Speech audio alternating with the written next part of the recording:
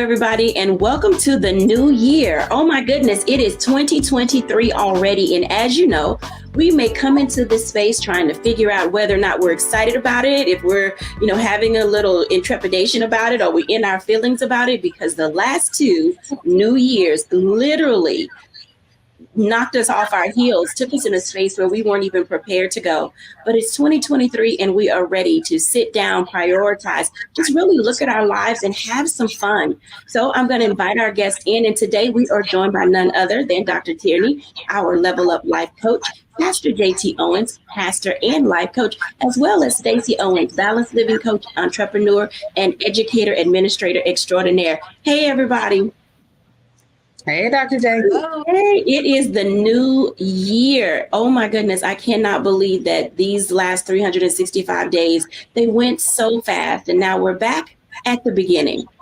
Wow. Let's talk about that for a minute. What does it look like to be back at the beginning? I'm starting with Pastor JT because oftentimes the beginning is a good place. And then for some people, it's a daunting task. Talk to us about that for a moment.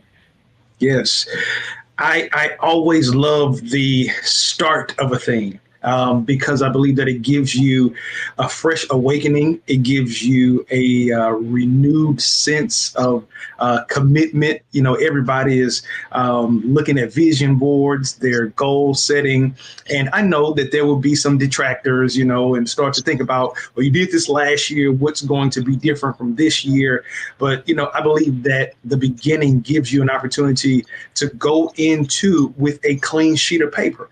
Because you got to think about it. There are a lot of people that live life every day carrying notes from the previous day, and they never get a chance to put a period. Believe it or not, January 1st, the beginning of the year, seemingly gives people a pass to finally forget those things which are behind and press forward towards the mark. So this is an amazing time. And I pray the excitement is reverberating through the television, through your tablet, through your computer, and you are not bringing in maybe the failures or the depression or the breakdowns of 2022 into 2023. Allow this year to shape itself and you see the beauty of what creation can be. Absolutely. Stacey Owens, what say ye, ma'am? This is a time for reset. Like it's over. We're starting over. This is the time to rest and just start reflecting on what you've done, what you want to do, and setting those goals and setting those intentionals, being very intentional about setting, the path of what you want to do for this year. We got to be careful during this time, though, because we are in this quarter, in this winter month where it's cold out, it's getting dark early and all that good stuff. So we got to make sure that we keep our mind in a good space so that we can remain positive and just, map out what we're going to do this year. So true. Figuring out how to map it out, how to prioritize it, and how to put you first. What do you say, Dr. Tierney? So something that I always like to say, the beginning of the year, we're starting over, but we're not starting from scratch. Okay, so this is a time where we can start anew, start afresh, but we learned a lot last year. 2022 taught us a lot. 2021, 2020 taught us a lot. So even though we're starting over with the new year, we're not starting from scratch. That wisdom, those lessons, those techniques, those tools that you learned last year, bring them forward into this new season. So as you're starting over with a brand new year, new goals, new resolutions, don't leave that wisdom behind in the last year. Bring that forward with you into 2023. Now let's pack, that's a lot to package, but I want to unpack it for a minute because you did mention something I think everybody will be able to attribute to this. When we talk about what it looks like to be able to navigate that 2-year learning curve, because Mhm. that's what 2020, 2021, and 2022 taught us. We had a severe learning curve. And so there was like this beginning, this middle, and this end. So now that we figured out that we're not starting from scratch, but we're yet in this space of literally trying to figure out what does the middle look like, so we can get to a good end. Where do we find an access point, Pastor JT, in, this learning curve? What are some of the things that you learned that you think are great tips that other people can begin to put in their toolkit at the beginning of 2023? I learned, especially looking at it from a religious standpoint. When you think about church, you had so many people, so many pastors that were trying to go back and reclaim the glory days. And it doesn't matter if you had a church that was a mega church or if you had a church that was, had 25 to 30 members.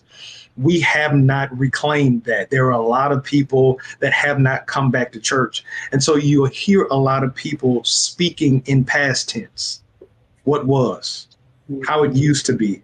But what happens with that is that drives you into a place of depression.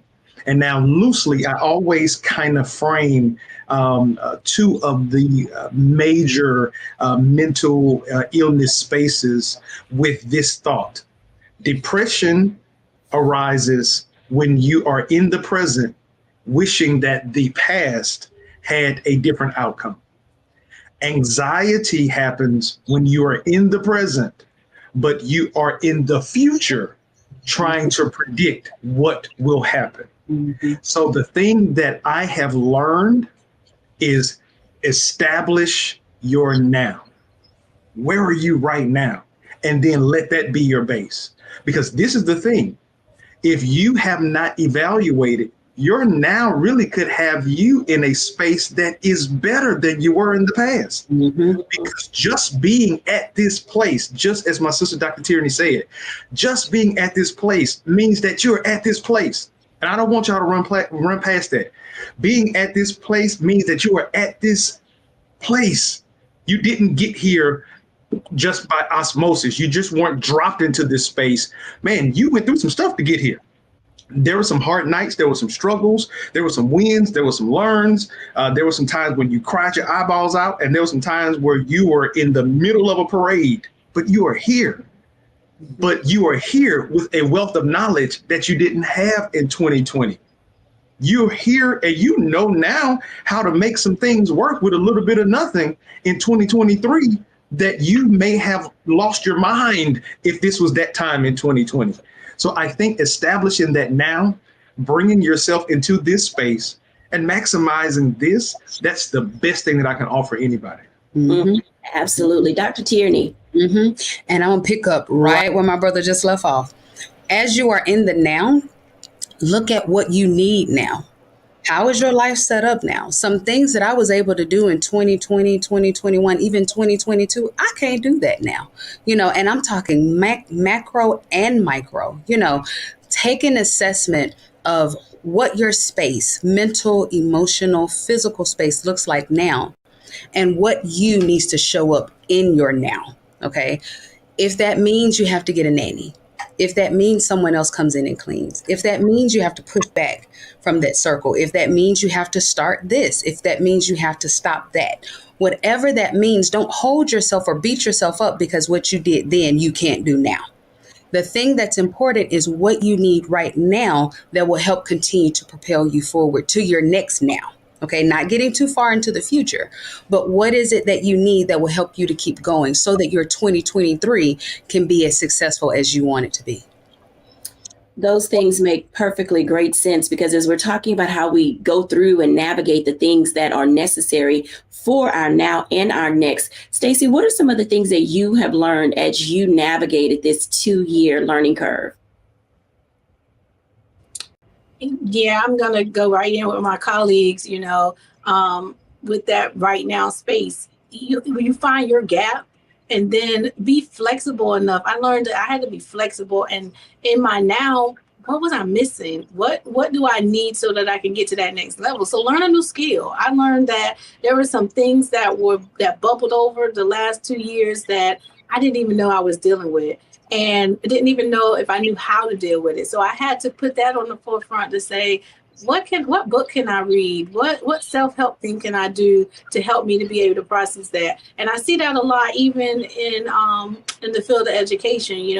Like Pastor JT was saying, in church, everybody kept looking back, trying to go back to what was the normal. Same thing happened in education. When the kids went out of the building and they came back in, they needed a new thing. And everybody wanted to go on as business as usual. Teachers wanted to go on with business as usual. And now kids had greater things to deal with and greater things to process, and they needed help processing that. And so I think those teachers who figured out that I just need to be flexible and let go and figure out, do I have what it takes to do this thing that I'm doing right now?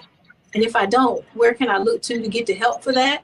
What can I learn about myself? What new skill can I learn? And if you're still sitting there talking about how things used to be, they're the ones that's struggling. So yes, just something new. Absolutely. We're in this space as we're navigating the nuances of beginning this new year. 2023 is always going to be in that space of poise with potential and possibilities. And as we think about some of the things that are hindering us or keeping us from finding our beginning, our middle, and our end, are distractions. When we come back after the break, let's unpackage that for a moment. How are distractions going to hinder you in 2023 if you keep looking behind and not looking ahead? In a moment, when we're back after the break.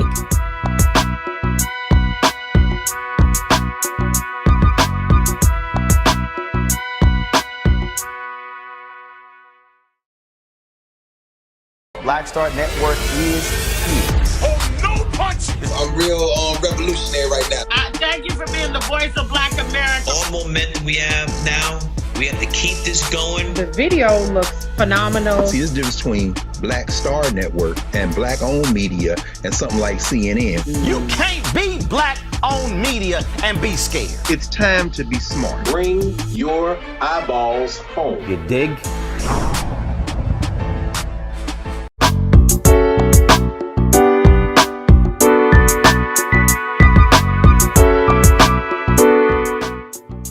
Welcome back, everyone, to A Balanced Life. And there is so much excitement and enthusiasm about this new year, 2023. And I know a lot of you have already pressed the pause button simply because you're thinking about 2020, 2021, and 2022 and how it wasn't all that we thought it was going to be. But now we're in this space of saying, let's turn the page. Let's close the book. Let's start a new book, new chapter, something different in the way we think, in the way we process, how we move into this new season. So let's talk about distractions for a moment, because oftentimes we're in that space where you're doing great.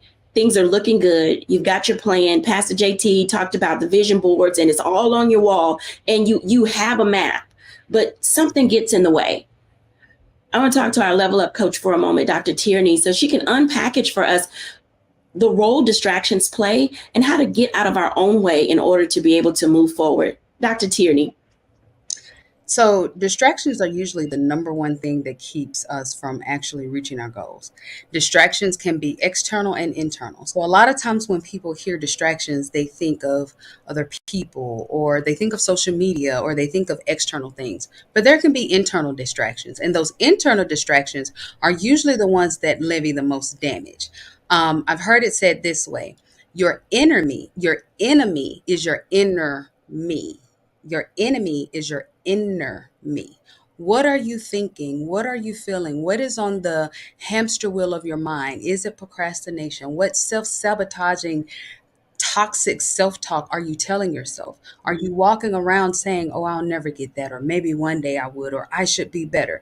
Those are the things that become the distractions because you are focused more on those things, that feeling, those little things that's telling you can't do it, instead of actually throwing your whole weight behind going after the thing that you want. Now, of course, we can do a ton of tools, around how to get your planners and your schedulers and use this app and all of those things. But if you have that internal turmoil happening, it doesn't matter if you have all the apps. If I gave you the blueprint, it would not matter because that stuff that's happening on the inside is really the main reason that's distracting you from reaching your goal. The number one internal distraction that I see is fear. Fear is the number one distraction that I see with a lot of my clients. They get on that hamster wheel of the what if this happens? What if this doesn't happen? What? And because we are afraid of a thing, that fear of the unknown, the fear of what if it goes wrong, the fear of what if it goes right, the fear of what if I actually succeed? Will they still like me if I am now the manager or whatever it is? That can become the thing that causes us to pull up short and not actually go after what it is that we want. So when we're talking about distractions, I don't want us to get caught up in thinking that they are just some external force or, oh, I'm watching too much TV or anything like that. It's those internal distractions that we have to check first. Wow. I think that what you stated, my inner me is my enemy. And oftentimes we don't recognize that we are standing in our own way. I want to invite Pastor JT into this conversation because sometimes it is us. I know he'll probably give us one of those good scriptures about how you look at the beam in somebody else's eye when you got a 2x4 in your eye. But it is the very thing. We cannot see what's going on with us because we're so busy being distracted by other people's things. Pastor JT, talk to us about how, from what perspective you see is necessary for us to eliminate distractions to move forward successfully in this new year. Right. And I'm glad you asked that question. From my vantage point, what do I see? How can you do? I think what happens is that a lot of us are driven, right? We're driven by frivolous finish lines, if I can say it that way. Frivolous finish lines. I'm going to write that down. Frivolous finish lines.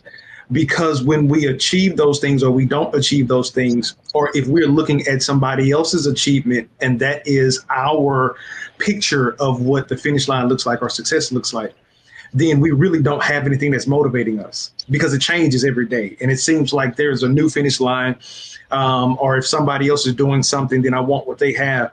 I think the big issue is that a lot of people operate in life without a strong enough why.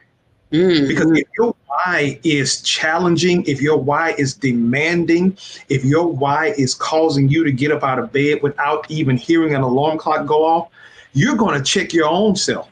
I wrote a piece talking about being your own accountability coach. And I know Dr. Tierney probably will tell you that there are a lot of people who come to us for coaching that, baby, you probably need to go see a therapist first. Because there is some mental work that needs to happen before we can even get to a place of coaching you. Because if you cannot get past, just as Dr. Tierney said, that inner me and deal with that person that somehow keeps telling you that the bed is more comfortable than you moving to an office, or telling you that it's okay, we can do it later, and I got it. There are times that we should rest.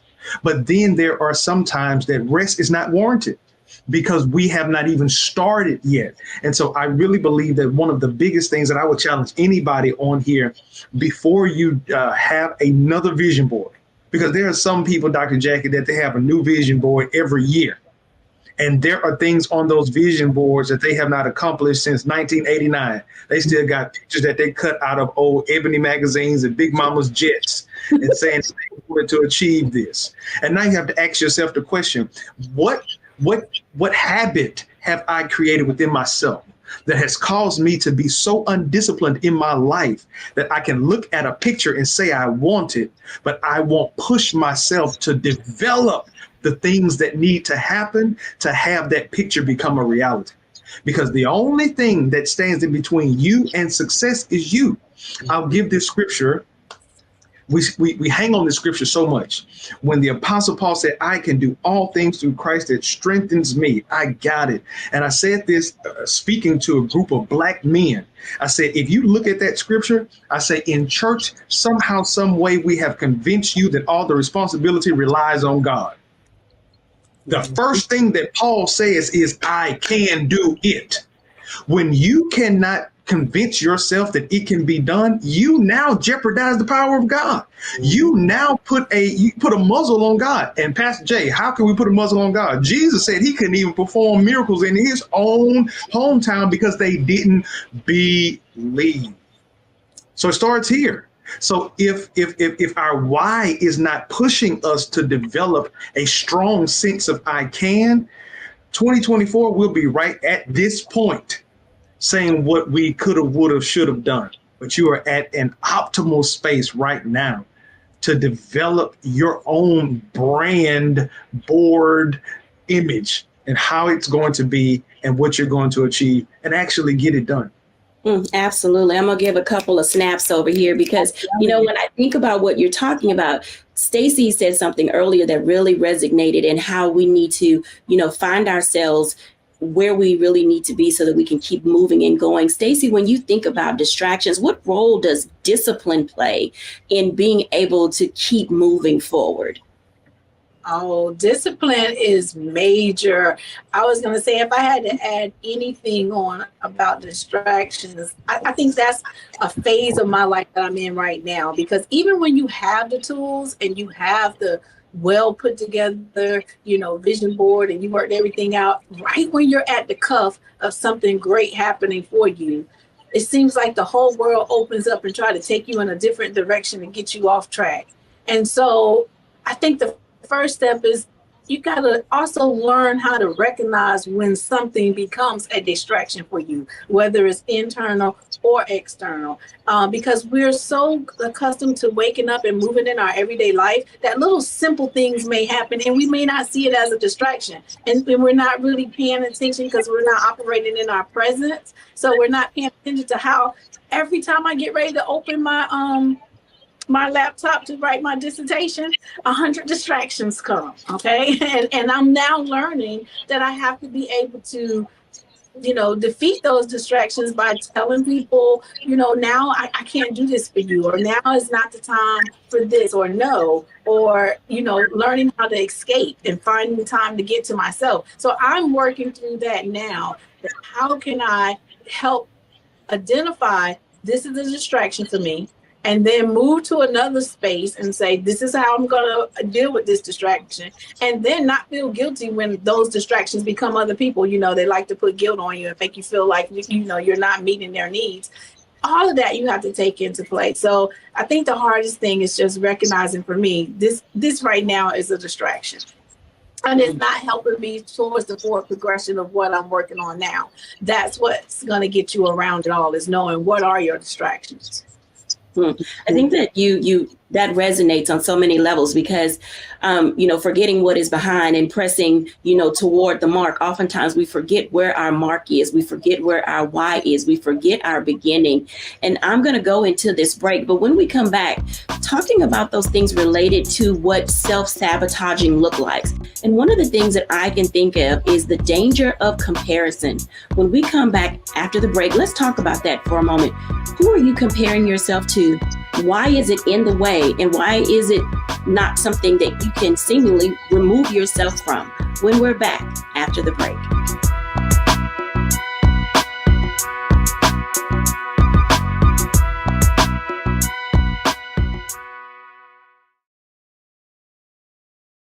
Don't you think it's time to get wealthy? I'm Deborah Owens, America's Wealth Coach, and my new show on the Black Star Network focuses on the things your financial advisor or bank isn't telling you. So watch Get Wealthy on the Black Star Network.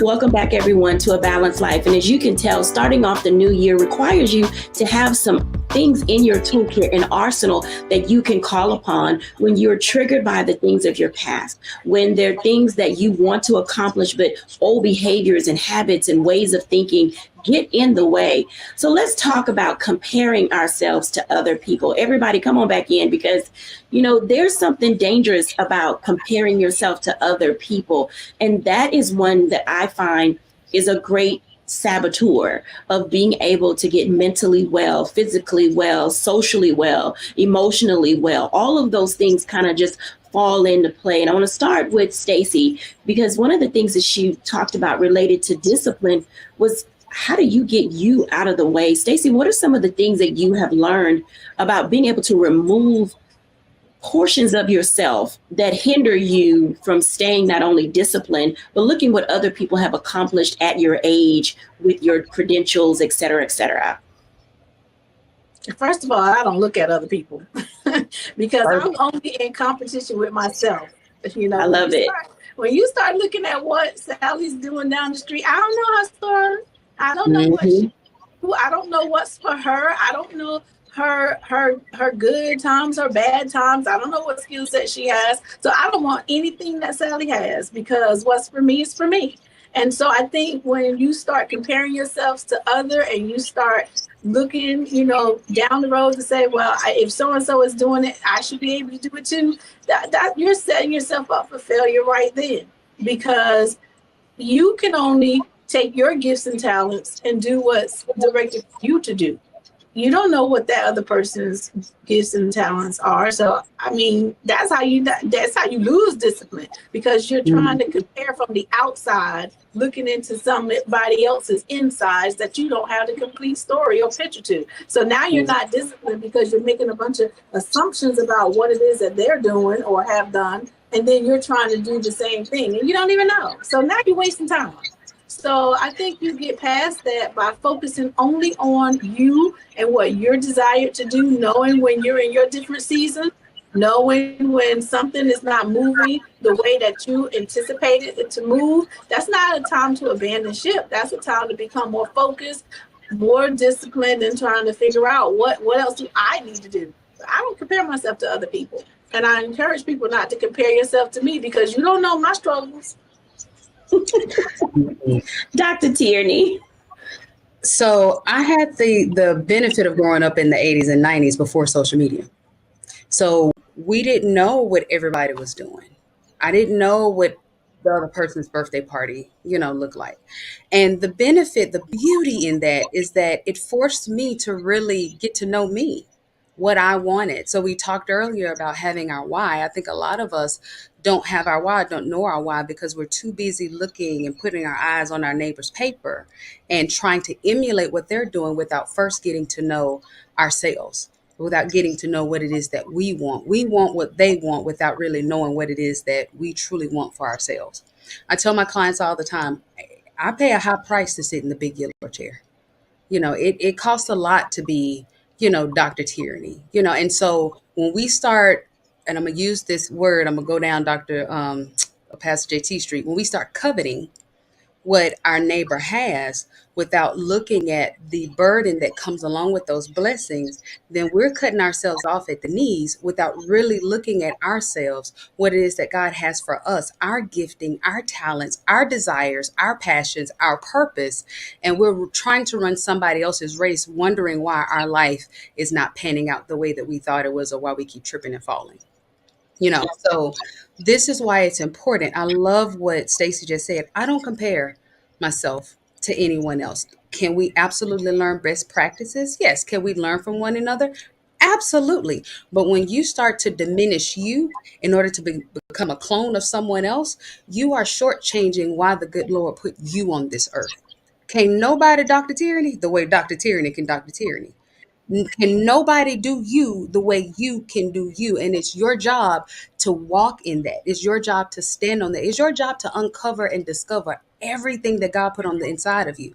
But the more we look at other people and turn our head to the left and to the right, the more we're going to falling back from the things that God has for us.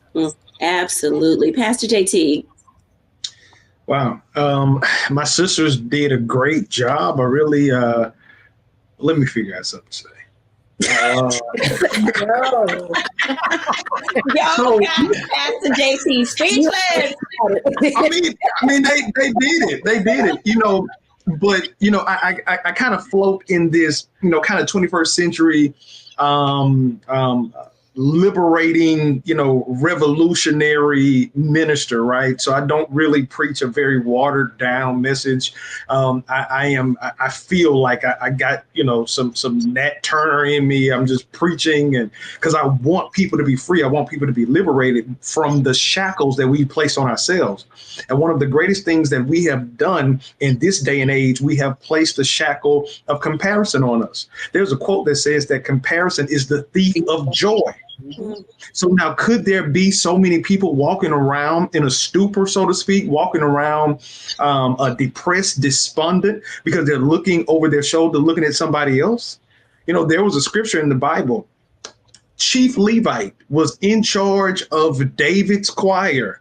Asaph was a cold penman. I'm talking about, that's why we have the Asaph Music Awards of people who write music. He was cold. But he said in Psalms, my foot almost slipped when I started looking at them, looking at how they were prospering, looking at them not going through anything. And then he had to find a way to snap out of it and come back to himself. And God told him, man, you tripping. They going to be like the grass that's going to soon be cut down. But you are missing valuable time to be investing in yourself because you want what they have, or you wish you could go through what they're going through or experience what they're experiencing. To Dr. Tierney's point, my dad, when I was growing up, man, my dad told me, man, don't be wanting no big house, because you don't know, them people got that big house, they might have candles lit. I'm telling you. As a kid, I didn't know what he was talking about. I thought, maybe, man, what's wrong with them having candles? They might be wanting to be romantic. He was like, no, they ain't got no lights on because they can't afford it. And there are so many people that are living lives now, and they are imposters. I mean, like, you really have people spending hundreds of dollars to buy fake Gucci bags. Mm-hmm. That's a thought process that we have grabbed and gravitated to that is causing us to have a more weakened stance in our community. And I'll say this again, because me preaching from this space and always trying to liberate and being a man's man and trying to push my brothers. I just said this in a men's setting. I said that competition has caused us not to complete our brother. There is a space where I'm supposed to bring the best me to the table and offer that best me to you. And you bring your best you to the table and offer it to me. And then I add my best with your best. And then now we become better. But if we are always in a space of competition because of comparison, now we have given an open door for the enemy to come in and rob us and steal, because there's an African proverb that says that when two lions are fighting each other, and one lion wins or one lion kills the other lion, the one lion that wins, he remains, but he is wounded. So now it makes it easy for the enemy to come in and devour a weakened prey. We have allowed people outside of us to be able to come and sneak attack us because we were in such a comparison mode that we actually, old school, squared up against those people that we supposed to be locked in arms building with. Mm-hmm.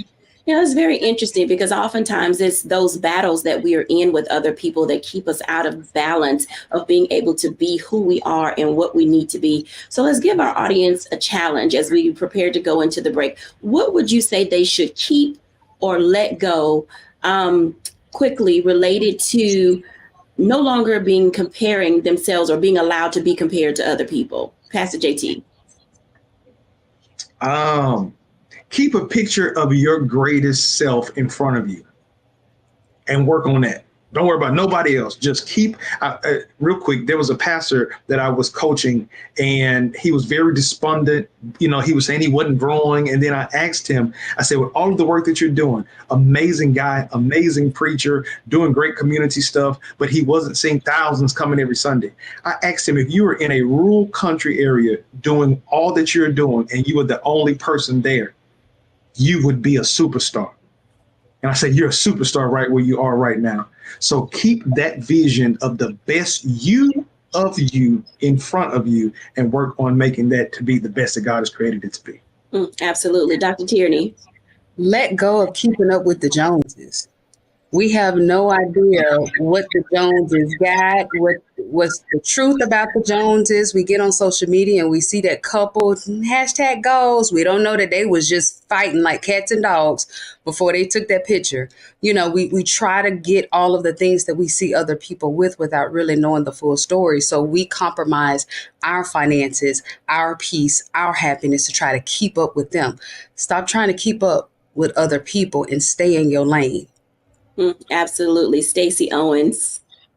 Yeah, I was going to say, keep affirming yourself. Like, figure out who are you. Say, I am. Put those words of who you are. And then every day, keep telling yourself that until you become, if you're not already that, keep saying it until you become that. So keep affirming you and let go of what others think about you. So if you're listening to some clutter that's coming from other people and you're allowing other people to define you, let that go and define yourself.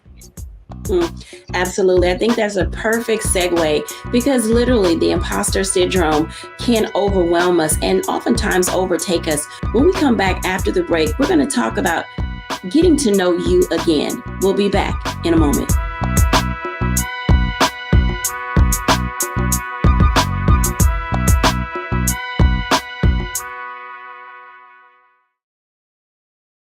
When you talk about blackness and what happens in black culture, we're about covering these things that matter to us, speaking to our issues and concerns. This is a genuine people-powered movement. There's a lot of stuff that we're not getting. You get it, and you spread the word. We wish to plead our own cause. Too long have others spoken for us. We cannot tell our own story if we can't pay for it. This is about covering us. Invest in black-owned media. Your dollars matter. We don't have to keep asking them to cover our stuff. So please support us in what we do, folks. We want to hit 2,000 people, $50 this month, raise $100,000. We're behind 100,000, so we want to hit that. Y'all money makes this possible. Checks and money orders go to P.O. Box 57196, Washington, D.C. 20037-0196. The Cash App is $RM Unfiltered. PayPal is R Martin Unfiltered. Venmo is RM Unfiltered. Zelle is Roland at RolandSMartin.com.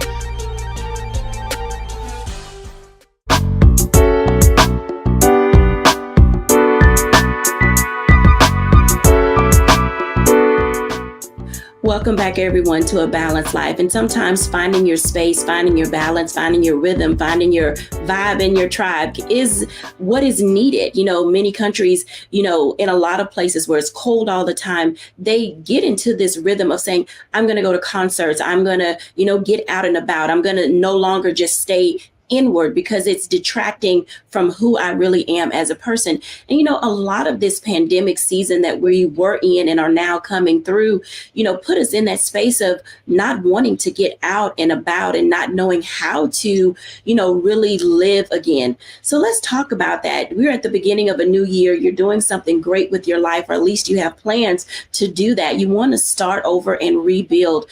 Gang, what does it look like to find you again? Because sometimes we are weighed down, if you will, by everything else everybody else said that we were supposed to become, and we don't become those things. So once you're no longer self-sabotaging, once you're no longer trying to keep up with the Joneses, once you've found your discipline, how do you then begin to emerge and just live again? Dr. Tierney. So I encourage my clients to get their childlike curiosity back. When we were kids, we had curiosity and imagination that was out of this world.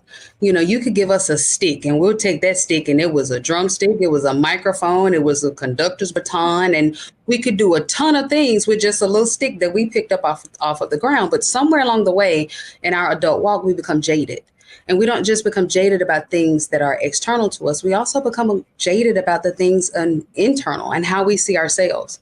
So get that childlike curiosity back to just exploring you again, exploring the things that you like. I, for one, I still like to color. And so you may find me on a self-care day with some color pencils, some markers, and a coloring book. Finding those things that really bring you joy. Who are you in this new season? And allowing yourself to imagine what it could be. Once we stop measuring ourselves against the measuring sticks of them, start looking at what is it that I want? What do I want to do with my stick? Is it a conductor's baton? Is it a magic wand? Is it to start a business? Is it to go and travel the world? But allow yourself that time and that space to just be curious again, to be creative again, to innovate and imagine again, and just see what pops up. You'll be surprised at what comes out. Absolutely. Stacey. Yeah, I was thinking while Dr. Tierney was talking, I was like, normally we get so stuck in the rut because we're doing the same thing over and over and over in life, and we think we know what we want, and then we become bored with it. So I say, into finding yourself, find those things, like just try new things. For me, it's like, I know I love being by the beach. So find different beaches to go to, and then go to the mountains. Try something new. Try something that you haven't tried before to see what kind of joy that brings you. I think the more you dig within and allow yourself to try new experiences, that will help you to figure out what you like and what you don't like, what brings you joy and what doesn't bring you joy. Those things that you like and bring you joy, keep doing them and do more of it.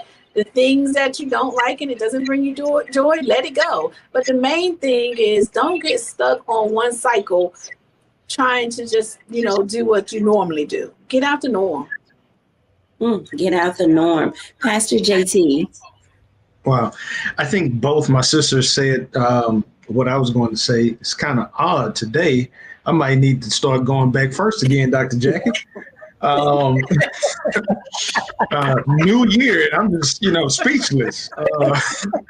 But one of the things, the first thing that I thought when you posed the question is going back to that space where you were before you first heard no. And that's where Dr. Tierney talked about that childlike faith. And we don't know, even as parents, we don't even know what we're doing when we tell our children what they can't do. We're developing something in them that they may not even grow past. But I think it's going back to that space and reclaiming that kid and really talking to them. And now telling that kid what you wish somebody would have told you at that point, rather than putting a box around you that you have been living in, and help that child break free out of that box. And then the second thing that I would say that kind of piggybacks off of that and combines what Stacey said is, I think we may have to spend some time really finding out who we are. Not what you do, not where you stay, not the Greek letters you represent, but who are you? Because I think when you find out who you are, then now you can start to identify what makes you happy. Because if I'm only happy when I'm around my lion sisters or around my frat brothers, that's still going back to that organization. I find peace and solace when I'm at work. It kind of goes back to. So now in my personal space, if everything is removed and I happen to be like Tom Hanks and I'm on this island with a volleyball, how will I be able to keep my sanity and stay happy? It only happens when you know who you are. Okay, so I honestly, in my mind's eye, I see our audience saying, what does that look like? Because oftentimes the vision of that is predicated on so many things, our titles, whether we're a husband, a wife, a girlfriend, a mother, a sister, the titles of our job, whether we're a boss, a manager, or whatever. But finding yourself, so I'm going to answer the question that I just asked, and then we're going to kick this off. Because when I think about who is Jacquie, what does she like? What does she enjoy? Not based on who my spouse is, not based on the titles that I carry, not based on the organizations that I'm in. I honestly can say it's just getting out of the house, driving around in the car, and enjoying nature. I can honestly say that I am able to find me when I see myself as a part of creation. It literally fuels my creativity. I'm able to think clearer. I'm able to dream more. I'm able to just be at peace and say, wow, this was a good day. I did absolutely nothing that pertained to anybody else other than me. And oftentimes people don't know where to start. So if we can do a round robin, and I'll start with Dr. Tierney, where should a person start to find themselves again? I'm glad I'm going first. Yay. So this is the very first question I ask all of my clients. Who are you? Don't tell me what you do. Don't tell me about your titles. Don't tell me about your money. Don't tell me about your house. Don't tell me about your things. Tell me about you. And when I tell you, it stumps every client. Every client clutches their pearls like, oh my God, that is such a hard question. And then as they ponder it, they like, wait, it should be an easy answer. Why is it so hard for me? Because we are locked in this cycle of our do. Our do has superseded our who, to where we are so focused on what we're going to do, what we do for our job, what we do for our kids, what we do over here, and what we do over there, that we have lost sight of our who. The key that I give to my clients, well, at first I'll just be honest. I don't give them any like tips. I just go wrestle with that and come back next time and we'll, unpack it. But the key that I eventually give them is to think in adjectives, think in descriptors, kind. And not just the, let me say this too, not the surface, the mass. We're not talking about who is your mass. We're talking about who are you. So if I was describing me, I would say I am kind, I am jovial, I am selfish, I am tenacious, I am all the things. So that's the key that I always give to my clients in terms of digging into your who. This is not something that you would just sit and write out in one setting. You might write 2 things a day, 5 things tomorrow, come back on Sunday and have 15 more things. But it's something that you should be in a constant exploration of you and thinking about the things that describe you, not what you do, but the things that describe the essence of you, your character and who you are. Absolutely. Stacey Owens. Yeah, I was gonna go with character, and also, just again going back to, as you are experiencing life, what brings you peace. Like I found early that I am a creator. When I'm operating in a space where I can create new things, think of new things to do, I'm so excited about that. And it brings me joy. It brings me happiness. It brings me peace. Like you can just lock me up in a room, leave me by myself, and let me be content to my thoughts about the next thing that I want to create. And then I go find more opportunities for that. So I think getting to know you comes through you just paying attention to your emotions and your feelings and your thoughts as you're doing different things and experiencing different things in life. And then connecting to those things that bring you that joy and happiness. I mean, I don't think it's a magic pill that's out there that's going to tell you who you are, because then everybody would know their purpose. It's something that you're just moved to as you're moving throughout life. Absolutely. Pastor JT. I'm going to take I'm stumped again, so I'm going to take an easy way to kind of save face. Yeah, I'm going to save face on this one because Dr. Tierney and Stacey said everything I was going to say. You know what I would suggest, and this is a great way to do it, being who I am. Get in God. Mm-hmm. Whose you are. Yeah, I think that that's the key, because man, when you submerge yourself in Him, then now His reflection becomes yours. And so then now you start to see yourself as He sees you, because what in the world happens if we do all of this self-work and we still are nowhere near the picture that He has for us? Mm-hmm. So I think that that's one of the greatest things to do, because just as Stacey said, and then you do a Google search, it's going to be 79,000 books, because it's a lot of authors that's getting paid buku bucks at the beginning of the year, because everybody wants this new year, new me. They're trying to get better. They will self-help books, and I got it. But man, the person that can help self the best is the person that created you. And you are His. He created you in His own image and likeness. And who better to find out about you than the grand architect himself? So let's stick with that. So Pastor JT, what is your adjective? What is the one word that describes you as a person? So now you don't want to go first. Look, thank you for calling him first. I got time to. Okay, so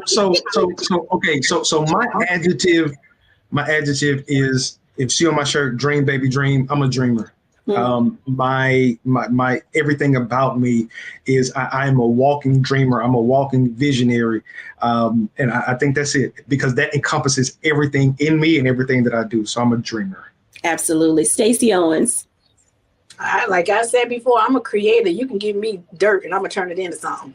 So I just love building and creating new visions and new dreams. So I'm a creator. Absolutely. Dr. Tierney.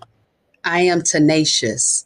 When I was a child, one of my grandmother's friends told her, if you let her ever get a toe in the door, she gonna keep on going until she done got her whole self on through that door. Even if the door closed, she gonna figure out a way to get it open. So I am very tenacious. I do not give up. I hold fast and keep going until I see what the end is gonna be. Absolutely. I would say for me, my word is thinker. I am constantly thinking, and that's probably one of the things that is a distraction for me. It's one of the things that can sabotage me, is that I'm consistently thinking and I don't know how to shut my brain down. And I find some days that that's both a positive and a negative. When we come back after the break, I'll give my reflections.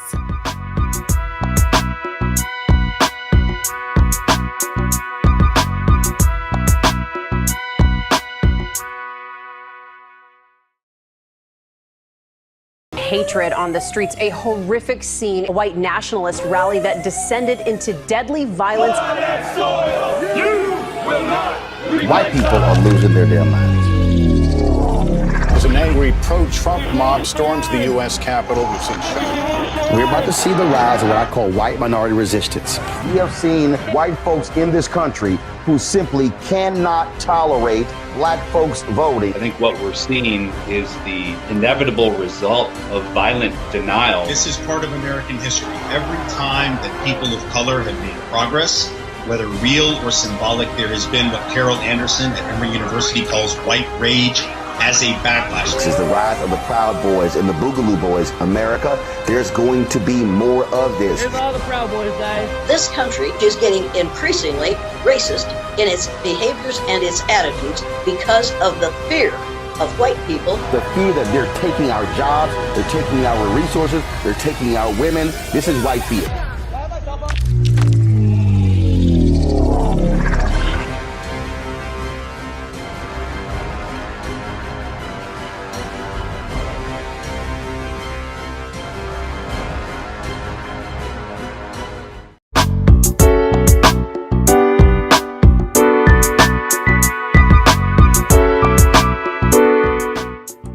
Thank you, everybody, for watching today. As you can tell, the new year and yourself are poised with so much potential and possibilities. So whether you are tenacious, whether you are creative, whether you are a thinker, whether you are a dreamer, there is something for you in 2023 that you can attain and accomplish. I hope that as you are thinking about what this new year looks like, that you will allow yourself to do some introspection. I know it's one of those words where we don't want to take the time to do it, but the benefits, oh my goodness, the benefits of being able to just take time and discover your why. This is where we start our new year. Who are you? Why are you here? And what can you accomplish? Thank you all for watching, and Happy New Year.